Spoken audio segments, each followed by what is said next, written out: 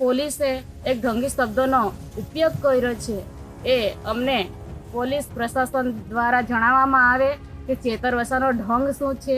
અમે પોલીસ ભાઈઓને બી કહીએ છીએ અને સરકારને પણ કહીએ છીએ, જે દિવસે અમારા સમાજ રોડ પર ઉતરી જશે તે દિવસે સરકારને પણ અઘરું પડશે અને પોલીસને પણ અઘરું પડશે। જે પોલીસ ભાઈએ કે ઢોંગી શબ્દનો ઉપયોગ કર્યો છે એનાથી અમારા આદિવાસી સમાજનું દિલ દુખાવ્યું છે। એટલે પોલીસ પ્રશાસને આ શબ્દનો ઉપયોગ ન કરવો જોઈએ।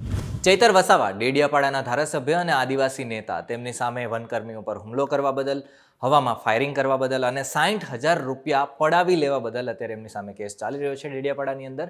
અને આ મામલે જ એમની સામે પોલીસે એફિડેવિટ રજૂ કર્યું હતું। હવે આ એફિડેવિટની અંદર વાત એવી રાખવામાં આવી હતી કે ચૈતર વસાવાને સોગંદનામાની અંદર ઢોંગી કહેવામાં આવ્યા હતા, જેનો આમ આદમી પાર્ટી જે નર્મદાની છે એમણે વિરોધ નોંધાવ્યો હતો, અલગ અલગ લોકોએ વિરોધ નોંધાવ્યો હતો।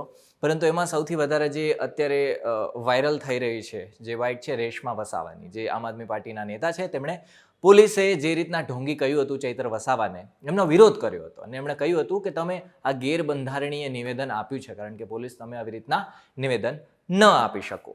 જય આદિવાસી, જય જહાર। ચેતર વસાવા સામે જે પોલીસ સ્ટેશનમાં એક ઢોંગી શબ્દનો નંદ કરાયો છે, તો અમારે આદિવાસી સમાજને કહેવું છે કે હવે પોલીસ સરકારની ભાષાનો બોલે છે। ચેતર વસાવા એક લોકપ્રિય નેતા છે। ચેતર વસાવા એક જમીન સાથે સંકળાયેલા નેતા છે। એટલે પોલીસે એક ઢોંગી શબ્દોનો ઉપયોગ કર્યો છે એ અમને પોલીસ પ્રશાસન દ્વારા જણાવવામાં આવે કે ચેતર વસાવાનો ઢોંગ શું છે। ચેતર વસાવા લોકોનું કામ કરે છે એ એમનો ઢંગ છે। ચેતર વસાવા સમાજ માટે લડે છે એ એમનું ઢંગ છે। ચેતર વસાવા એક સરકાર સામે લડે છે એ એમનું ઢંગ છે। એટલે જે પોલીસ ભાઈએ કે ઢોંગી શબ્દનો ઉપયોગ કર્યો છે એનાથી અમારા આદિવાસી સમાજનું દિલ દુખાવ્યું છે। એટલે પોલીસ પ્રશાસને આ શબ્દનો ઉપયોગ ન કરવો જોઈએ। એ એક આદિવાસી સમાજના ધારાસભ્ય છે। એટલે અમે કહીએ છીએ સરકારને કે અમે આખા ભારતના મૂળ માલિક છે, તો શું અમારે તમારી ગુલામી કરવાની છે? અને અમે પોલીસ ભાઈઓને બી કહીએ છીએ અને સરકારને પણ કહીએ છીએ, જે દિવસે અમારા સમાજ રોડ પર ઉતરી જશે તે દિવસે સરકારને પણ અઘરું પડશે અને પોલીસને પણ અઘરું પડશે।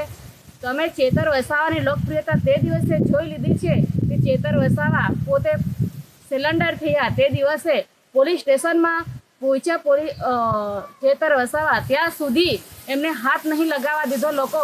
તો તમે વિચારો કે ચેતર વસાવાની લોકપ્રિયતા કેટલી હશે। અને આ લોકપ્રિયતાના લીધે ચેતર વસાવા પર જે ખોટી ફરિયાદ કરીને પછી ફસાવવામાં આવે છે અને એમાં પછી પોલીસ ઢોંગી શબ્દનો ઉપયોગ કરે છે, એ સારું ન દેખાય। અને એક ધારાસભ્ય છે એમનું એક અપમાન થયું છે, એક આદિવાસી સમાજનું અપમાન થયું છે। એટલે પોલીસ પ્રશાસને આ શબ્દનો ઉપયોગ ન કરવો જોઈએ। જય આદિવાસી, જય જહાર।